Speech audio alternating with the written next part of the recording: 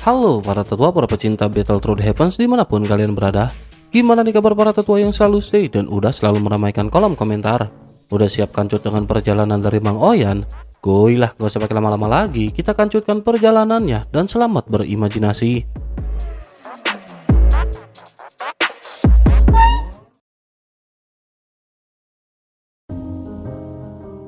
Cerita masih dikanjut dengan Xiaoyan yang berusaha merebut tubuh Qi Baihun. Kekuatan perebutan tubuh itu bukan bagian dari Xiaoyan, namun mampu menandingi kemampuan Xiaoyan dengan tepat. Sumbernya jelas mengarah ke arah Ye Beijing. Selama Xiaoyan tidak mengakui hubungan itu dan Ye Beijing tidak menuntut penjelasan, keseimbangan di antara mereka akan tetap terjaga. Ketika serangan pertama meluncur, Xiaoyan sempat terpaku. Dalam jeda yang sesingkat itu, Xiaoyan berhasil merebut 1/10 tubuh iblis yang menjadi pusat kekacauan. Keberhasilan itu tidak mengubah kenyataan bahwa jutaan jiwa klan Ximing telah memupuk di balik kekuatan iblis tersebut. Jumlah itu membentuk tekanan jiwa yang benar-benar tidak masuk akal. Tubuh puluhan ribu jiwa yang menyatu menciptakan arus kekuatan yang tidak dapat dihentikan Xiaoyan. Xiaoyan merasakan gelombang itu berjalan melintasi batas kesadaran.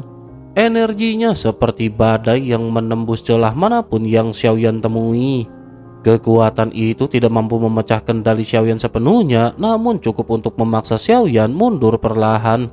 Perebutan tubuh itu tidak lagi membawa keuntungan, hanya memperpanjang kemampuan Xiaoyan untuk bisa bertahan.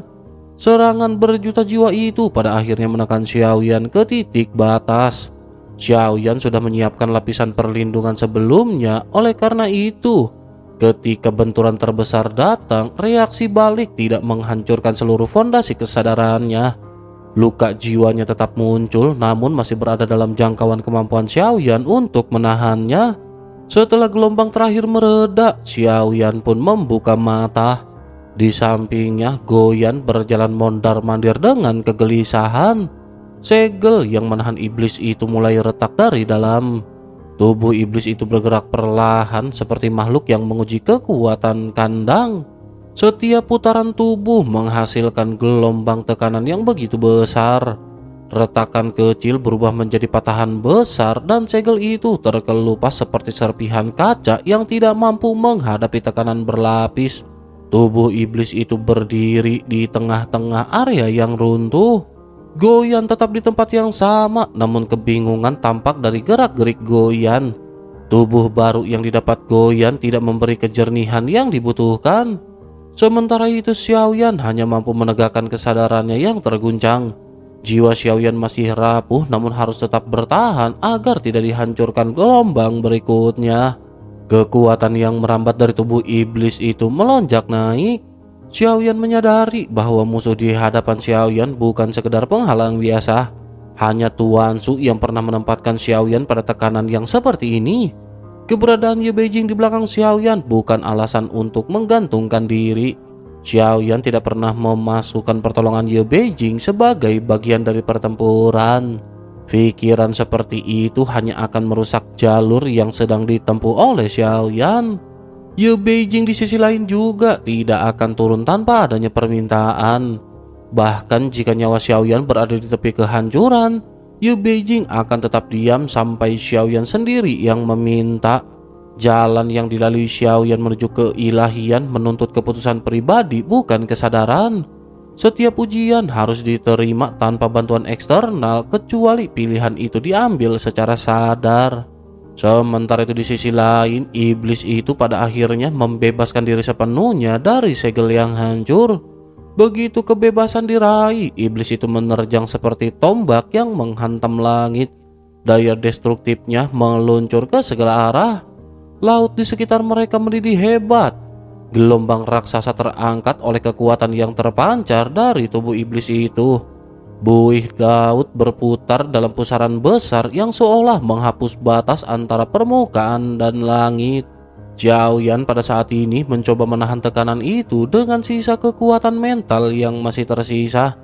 Kesadaran Xiaoyan bergerak naik turun seperti kapal kecil yang terombang-ambing di dalam badai. Goyan menegakkan posisinya di belakang Xiaoyan. Tubuh Goyan bersiap menerima benturan yang mungkin menghancurkannya. Kedua makhluk itu berdiri di hadapan kekuatan yang melampaui batas kebanyakan dari makhluk hidup. Arus energi dari klan Siming berputar-putar di sekitar tubuh iblis itu. Setiap jiwa memberikan sedikit kekuatan tambahan yang membuat tubuh iblis itu semakin sulit dihentikan. Xiaoyan merasakan tekanan itu merambat sampai akar jiwa Xiaoyan sendiri. Garis antara kemenangan dan kehancuran pada saat ini benar-benar menjadi sangat tipis. Gelombang raksasa terus menghantam permukaan lautan mimpi, menciptakan pemandangan yang menyerupai kiamat bagi makhluk lain yang tinggal di kedalamannya. Tubuh asli iblis raksasa itu juga menelan Xiaoyan sepenuhnya, lalu melepaskannya kembali ke medan pertempuran yang semakin brutal. Xiaoyan memutuskan untuk segera bertindak.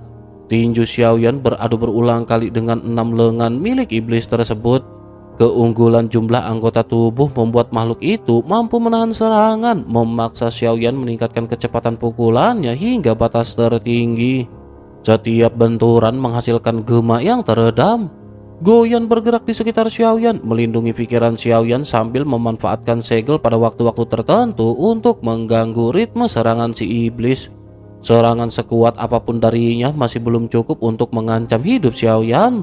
Iblis itu hanyalah ciptaan yang terbentuk dari darah dewa asli melalui teknik rahasia. Ia bukanlah sosok yang benar-benar mewarisi kekuatan penuh klan dewa asli. Sementara itu, mata Xiaoyan yang memiliki bintang yang memancar dari kedalaman tatapannya menegaskan bahwa hanya dewa asli sejati yang memiliki kemampuan unik pada setiap garis keturunan mereka. Klan Siming mungkin mencoba mereplikasi bakat tersebut, namun tiruan tetaplah tiruan. Di tengah pertempuran yang semakin panjang, kekuatan simbiotik Xiaoyan pada akhirnya bangkit. Semua makhluk hidup di lautan mimpi seolah menjadi bagian dari aliran vitalitas yang mengisi tubuh Xiaoyan tanpa henti. Perlahan-lahan energi mereka menambal kekuatan yang terkoyak oleh pertarungan. Energi itu memberikan keuntungan besar dalam kejadian yang berkepanjangan semacam ini. Ketika kondisi tubuhnya kembali stabil, tatapan Xiaoyan pada akhirnya mendingin. Tulang-tulang keras mulai keluar dari balik dagingnya, pertanda kebangkitan warisan leluhur tulang raksasa. Tulang itu menebal pada tinju, lutut, dan siku, berubah menjadi senjata penghancur yang menyatu dengan kekuatan fisik mutlak Xiaoyan. Tubuh iblis raksasa pada akhirnya mulai goyah saat tinju Xiaoyan kembali menghantam. Setiap serangan menghancurkan tinju iblis, membuat darah gelap memercik dan menyebar di air asin. Suara tulang retak mengikuti rentetan dari pukulan Xiaoyan.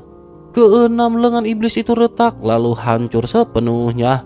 Xiaoyan pada saat ini juga tidak berhenti. Tinju-tinju yang diperkuat tulang raksasa terus mengendorkan tubuh lawan, merobek daging iblis dan membuat serpihan berdarah berterbangan. Kabut merah mulai memenuhi area pertempuran, mengaburkan batas antara udara dan air. Iblis raksasa kehilangan kestabilannya ketika bagian demi bagian tubuhnya meledak terkena gempuran. Xiaoyan memahami bahwa penghancuran total tubuh fisik makhluk itu adalah satu-satunya jalan menuju kemenangan. Karena itu, ritme serangannya bukan hanya bertahan tetapi meningkat seiring berjalannya waktu. Setiap gerakan dilahirkan dari perpaduan insting, warisan, dan tekad pribadi yang ditempa oleh banyak pertempuran sebelumnya. Di tepi pertempuran, Goyan juga memperhatikan perkembangan tersebut sambil memancarkan getaran emosional yang tidak dapat disuarakan. Tubuh kecil makhluk itu tampak gelisah namun penuh keyakinan terhadap Xiaoyan. Pengaruh keberadaannya memang kecil, namun tetap memberikan dorongan yang berarti di tengah keganasan laut mimpi. Segel yang digunakan Xiaoyan membantu menjaga fokus Xiaoyan, menahan gangguan mental yang dapat melemahkan konsentrasinya. Meskipun kontribusi ini tidak mampu membalikan keadaan secara langsung, kehadirannya menjadi penopang kecil yang menutup celah di tengah benturan kekuatan besar. Kekuatan Xiaoyan juga pada saat ini terus meningkat seolah pertempuran itu sendiri memoles tubuhnya sedikit demi sedikit. Setiap tetesan vitalitas yang mengalir dari lautan mimpi mempertebal ketahanan fisik Xiaoyan. Tubuh iblis raksasa semakin kehilangan bentuk, hanya menyisakan fragmen daging yang terus dipukul hingga tercerai-berai. Xiaoyan berdiri sebagai pusat badai menembus kabut darah dengan tubuh yang tetap kokoh meski diterpa tekanan hebat. Sementara itu di kejauhan, lautan yang kacau juga perlahan mulai mereda, namun gelombang dalam dirinya justru semakin menguat. Tubuh iblis yang terpelintir oleh satu pukulan Xiaoyan terpental menuju karang dasar laut. Benturan keras membuat wujud makhluk itu bergetar dan kehilangan bentuk sebelumnya. Di tengah pusaran arus, Xiaoyan pada akhirnya melihat sebuah kesempatan. Xiaoyan mengubah segel dengan cepat dan memadatkan Angry Buddha Lotus Flame 3 warna yang berputar di telapak tangan.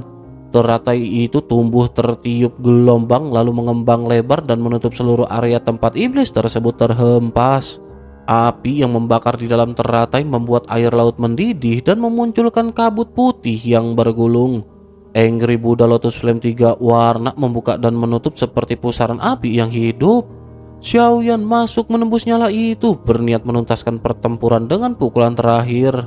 Setiap langkah Xiaoyan terasa berat di tengah tekanan panas yang memecah lapisan air di sekelilingnya. Namun sebelum serangan Xiaoyan mencapai target, teratai itu meledak dari dalam. Ledakannya mengguncang air laut sekitar dan mendorong serpihan cahaya ke segala arah. Dari dalam pecahan teratai, sosok iblis melesat keluar dengan kecepatan yang bahkan sulit ditangkap pandangan Xiaoyan. Tubuh makhluk itu menabrak Xiaoyan dengan keras, mendorong Xiaoyan melesat menjauh hingga ribuan kaki di bawah tekanan arus. Xiaoyan pun berhasil menahan momentum dengan satu serangan lutut yang menghentikan gerakan tubuhnya. Ketika akhirnya posisi Xiaoyan stabil, Xiaoyan melihat wujud iblis itu berubah total. 6 lengan yang sebelumnya menjadi ciri khasnya kini menghilang. 3 kelapa yang pernah mengintai dari balik kegelapan menyatu menjadi satu. Perubahan bentuk itu tidak cukup mengejutkan Xiaoyan, namun topeng bermata 4 yang muncul di wajah makhluk tersebut mengguncang pikiran Xiaoyan. Xiaoyan pernah menaruh dugaan tentang hubungan makhluk itu dengan klan pembunuh takdir atau klan Ximing. Keberadaan topeng bermata 4 membuat dugaan itu tampak lebih nyata. Wujud itu juga mengingatkan Xiaoyan pada sosok yang pernah dikenali sebagai Zhang Misi. Sosok ini konon memikul warisan kelam dari klan pembunuh takdir atau klan Ximing. Xiaoyan menyadari bahwa penampilan makhluk di hadapannya bukan sekedar transformasi. Ini adalah bentuk yang menyimpan riwayat panjang, sebuah garis keturunan yang melingkupi bayang-bayang pembantaian. Makhluk bermata 4 itu memandang Xiaoyan dengan sikap seolah telah mengetahui seluruh identitas dan masa lalu Xiaoyan. Xiaoyan juga merasakan tekanan halus yang familiar, kekuatan yang mengingatkannya pada sebuah kisah lama. Ini adalah kisah tentang perebutan tubuh antara para leluhur klan tahanan roh dan makhluk dari klan pembunuh takdir. Klan tahanan roh yang pernah menguasai penjara spiritual dan mengendalikan segel yang menjaga ketertiban, pada akhirnya jatuh di tangan klan pembunuh takdir atau klan Ximing yang lebih kejam dan tertutup. Catatan kuno menggambarkan runtuhnya klan tahanan roh sebagai hasil dari taktik panjang dan kekuatan berbahaya yang dibawa oleh sosok bermata 4. Sosok itu yang kelak dikenal sebagai Zhang Misi bermata 4 menggunakan kekuatan alam dewa kekacauan untuk menjebak para penjaga segel. Ketika pertahanan klan tahanan roh runtuh, klan pembunuh takdir muncul sebagai pemenang dan menguasai kekuatan yang selama ini tersembunyi. Pertumbuhan mereka berlangsung diam-diam seperti bayangan yang merambat tanpa suara. Xiaoyan juga mengingat cerita yang berasal dari Goyan tentang kemampuan klan Ximing. Mereka memiliki jenis kemampuan penglihatan tajam yang dimiliki beberapa anggota klan Ximing. Kemampuan ini adalah kemampuan yang membawa mereka melampaui batas penginderaan biasa. Topeng bermata 4 di wajah makhluk itu memancarkan aura yang mengingatkan pada legenda tersebut. Sementara Xiaoyan menelaah perubahan itu, tubuh makhluk bermata 4 kembali mulai bergetar. Energi hitam kemasan menyelimuti dari wujudnya. Bentuknya memanjang, kutilnya mengeras, dan pola kuno muncul pada permukaan tubuhnya. Dalam hitungan detik, makhluk itu berubah menjadi sosok wujud Xuan Huang. Getaran dari wujud baru itu menyebar melalui dasar laut, memecah karang di sekitarnya. Xiaoyan merasakan tekanan baru dari transformasi tersebut. Arus laut seakan ditarik ke pusat wujud Suan Huang, menciptakan pusaran yang tak terduga. Xiaoyan memahami bahwa kemampuan makhluk itu meningkat melampaui bentuk sebelumnya. Tidak ada kata yang perlu diucapkan untuk menyadari bahwa pertempuran baru saja memasuki tahap yang lebih gelap dan lebih dalam. Energi dari Angry Buddha Lotus Flame 3 warna yang masih tersisa mengalir di sekeliling Xiaoyan. Namun nyala itu tampak kecil jika dibandingkan dengan gelombang kekuatan yang bangkit dari tubuh Suan Huang.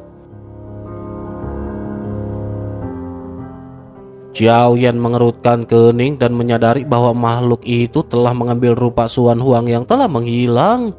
Ia tampak seolah menelan keberadaan Suan Huang dan fungsi tanpa jejak. Wajah Xiaoyan menggelap ketika menyadari bahwa kekuatan empat mata telah mencapai pada titik yang memungkinkan sosok berempat mata ini menampakkan diri tanpa takut. Keberanian itu saja menandakan tekad dari sosok bermata empat untuk menghabisi Xiaoyan di tempat itu.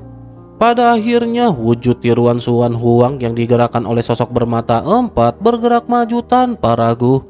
Meski tubuh itu tampak seperti Suan Huang, hakikatnya tetap makhluk iblis yang terbentuk dari darah dewa asli.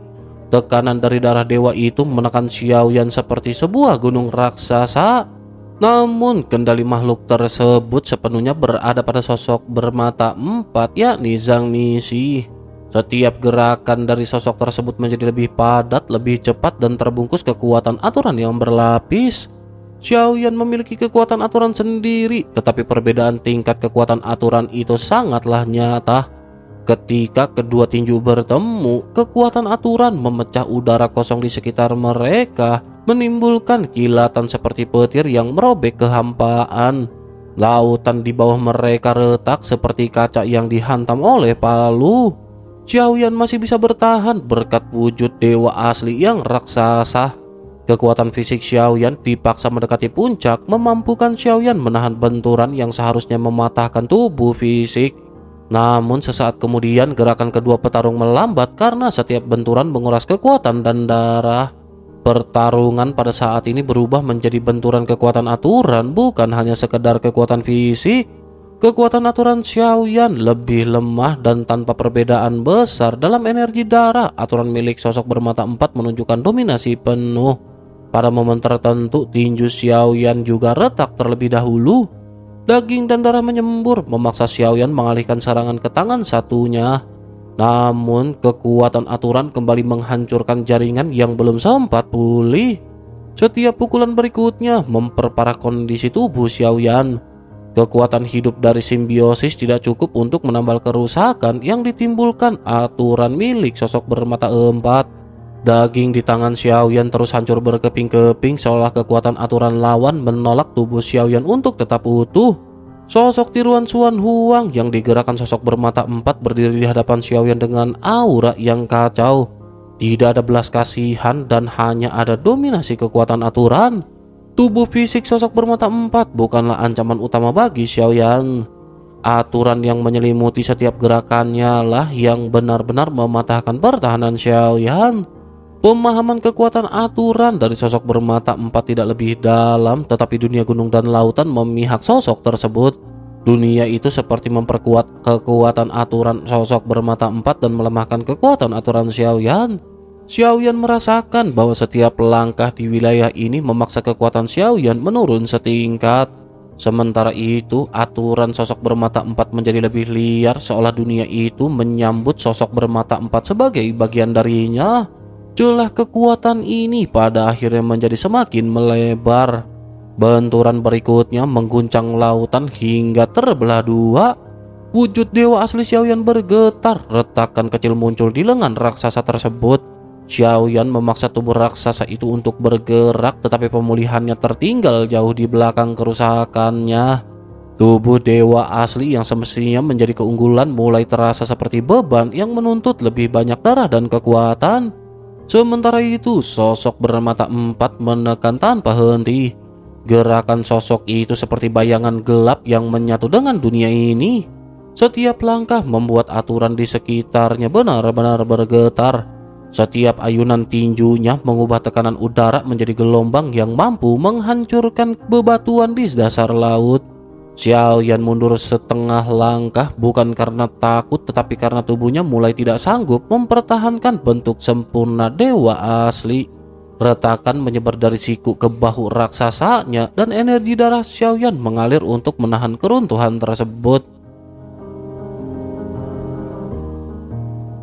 Sementara itu di sisi lain, sosok bermata empat pada saat ini mendekat tanpa suara. Wujud Xuan Huang palsu itu tampak utuh, seolah tubuh iblis itu diciptakan untuk menampung aturan empat mata tersebut. Tidak ada kerusakan yang berarti di tubuh dari makhluk itu. Dunia gunung dan laut menjadikan kondisi tersebut lebih ideal bagi sosok bermata empat. Xiaoyan pun menggertakkan gigi dan mencoba menghimpun kekuatan aturannya sekali lagi.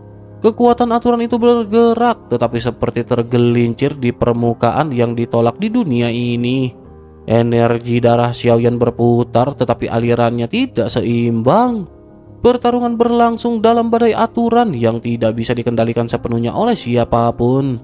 Tubuh dewa asli Xiaoyan terus menghadapi kerusakan yang tidak berhenti. Di tengah-tengah tekanan itu, Xiaoyan mulai menyadari bahwa hubungan antara sosok bermata empat dan dunia gunung dan laut ini bukanlah kebetulan. Dunia gunung dan laut bertindak seperti penjaga yang memilih pihak. Sosok bermata empat berada di pihak yang terikat oleh segel dunia ini, sementara Xiaoyan hanya pendatang yang dipaksa menanggung beban keberadaan asing. Di dunia gunung dan laut, kekuatan aturan yang dipahami Xiaoyan tidak memiliki keunggulan. Jika pertarungan ini terjadi di wilayah sensi, posisi mereka akan terbalik. Tubuh fisik makhluk bermata empat itu yang mungkin akan retak dan pecah. Kekuatan aturan yang dipahaminya di tanah asalnya tidak akan melemah dan dapat meremukan tubuh Xiaoyan tanpa adanya kesulitan. Xiaoyan pada akhirnya segera memusatkan diri. Bintang di matanya kembali berkedip tajam. Vitalitas menyembur dari tubuh Xiaoyan dan mengalir seperti badai. Daging dan darahnya yang sebelumnya runtuh pada akhirnya kembali pulih. Darahnya tidak bertambah, namun ledakan ki di dalam tubuh Xiaoyan terus-menerus menyala, menegakkan kembali tubuhnya yang sempat goyah. Xiaoyan pada akhirnya kembali mulai menggerakkan tubuhnya. 82 tinju dewa surgawi meledak darinya dalam pola yang padat dan tanpa adanya jeda. Namun tubuh sosok bermata empat itu juga kembali meniru gerakan Xiaoyan. Makhluk itu juga menguasai teknik 82 tinju dewa surgawi dan mengeksekusinya dengan ketepatan yang aneh. Melihat hal itu, Xiaoyan pada saat ini tidak mundur dan Xiaoyan kembali menggerakkan langkahnya. Tubuhnya mengeksekusi 7 langkah mengguncang para dewa. Teknik itu adalah warisan yang mulia, namun Xiaoyan hanya memahami bentuknya, bukan esensi terdalamnya. Tetapi meskipun begitu, tubuh kolosal dewa asli yang menaungi tubuh Xiaoyan memperkuat setiap langkah dan membuat bayangan 7 sosok ilusi muncul dari kehampaan. Setiap langkah memancarkan kekuatan kuno dan tekanan aturan yang unik. Gelombang kejut bergulung seperti badai yang menurunkan wibawa alam. Seluruh lautan merespon bergetar dengan rasa takut yang samar. Inti kekuatan itu pada akhirnya jatuh tepat pada tubuh makhluk bermata empat. Wujud Xuan Huang pada saat ini juga seketika memudar. Tubuhnya kembali menjadi sosok iblis berlengan 6. Makhluk itu mengangkat tinju dan memukul balik, berusaha menahan aliran kekuatan yang datang dari setiap langkah yang dilesatkan Xiaoyan. Di tengah benturan itu, makhluk itu pun kembali terpental mundur, namun kemudian melompat maju dengan gerakan kasar. Serangannya membentuk bayangan 7 langkah sekaligus. Tubuh ilusi itu pecah, retak lalu runtuh sebelum mencapai langkah terakhir. Melihat hal itu, Xiaoyan pun seketika mengangkat tangan. Xiaoyan mengeluarkan teknik jari penghancur bintang dan gerakan itu tampak sederhana. Tetapi meskipun begitu, tekanannya terasa dalam. Benturan pun kembali terjadi dan sosok Xiaoyan pada saat ini tampak sedikit berguncang. Jari ilusi itu hancur tepat sebelum mencapai sasaran seolah menembus udara kosong. Sementara itu di sisi lain, makhluk bermata empat menggerakkan tubuhnya dan memotong jalur serangan Xiaoyan. Xiaoyan menghapus teknik tersebut tanpa memaksanya berkembang lebih jauh. Selanjutnya gerakan tubuh Xiaoyan melesat maju dan serangan berikutnya diambil oleh Xiaoyan. Serangan tersebut dilesatkan tanpa memberi jeda pada makhluk bermata empat. Xiaoyan kembali mengeluarkan teknik dan segera melesatkan serangan menuju ke titik berikutnya. Bayangan tinju, langkah, dan sisa energi kekuatan aturan berbaur menjadi gelombang yang menekan ruang di sekitarnya. Makhluk bermata empat bergerak melawan tekanan itu. Pertarungan mereka mengoyak permukaan laut hingga membentuk pusaran yang berputar lambat. Tubuh Xiaoyan terus bergetar, namun dorongan vitalitasnya tidak berhenti. Makhluk bermata empat kembali menarik kekuatannya, mencoba menyaingi tekanan Xiaoyan. Meskipun Xiaoyan pada saat ini masih terhempas oleh sisa gelombang dari teknik sebelumnya, namun Xiaoyan tetap menekan ke arah depan. Makhluk bermata empat pada saat ini mengangkat 6 lengannya dan benturan di antara keduanya membuat udara runtuh. Pukulan Xiaoyan menghantam berulang kali. Setiap benturan meretakan tinju iblis itu lalu mematahkan seluruh lengannya satu demi satu. Sementara itu di belakang Xiaoyan, Goyan tampak tersentak melihat peningkatan kekuatan yang begitu mendadak. Ia memahami bahwa ledakan tenaga semacam itu tidak mungkin dipertahankan lama oleh Xiaoyan. Namun keadaan Xiaoyan telah berubah sepenuhnya.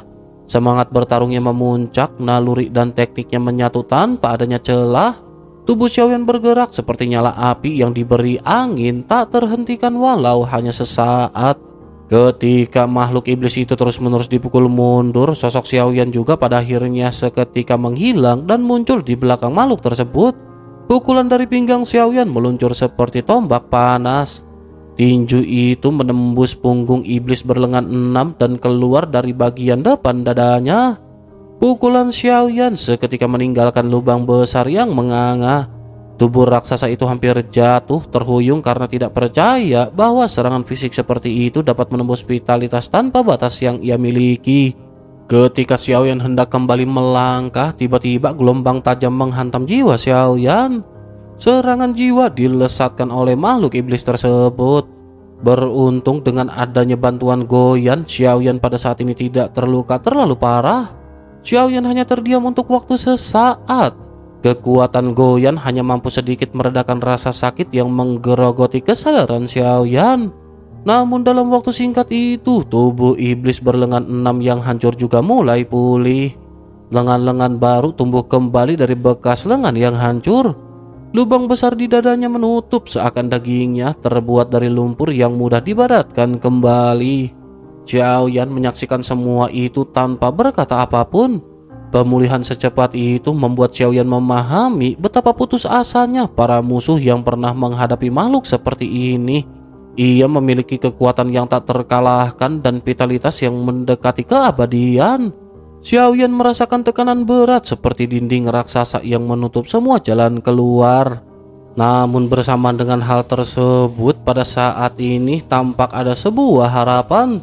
Pedang Dewa Pemecah Langit masih tersegel di dalam tubuh Xiaoyan menunggu momen tepat untuk dilepaskan. Namun bahkan pedang itu terasa tidak cukup.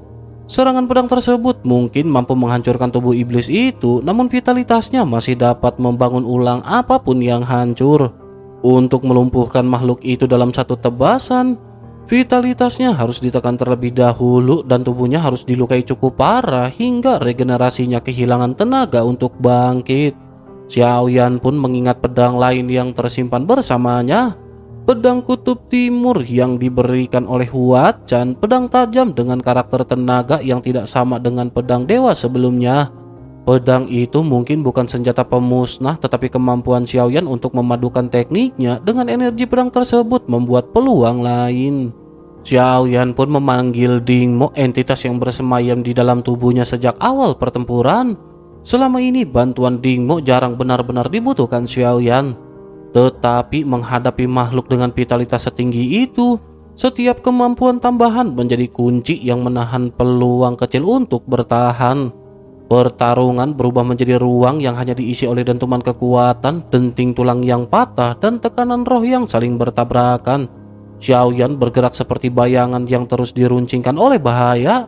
Setiap luka di tubuh Xiaoyan menambah tenaga balasan yang akan ia lepaskan, tetapi setiap serangan yang ia lancarkan tampak menghilang begitu iblis itu memulihkan tubuhnya.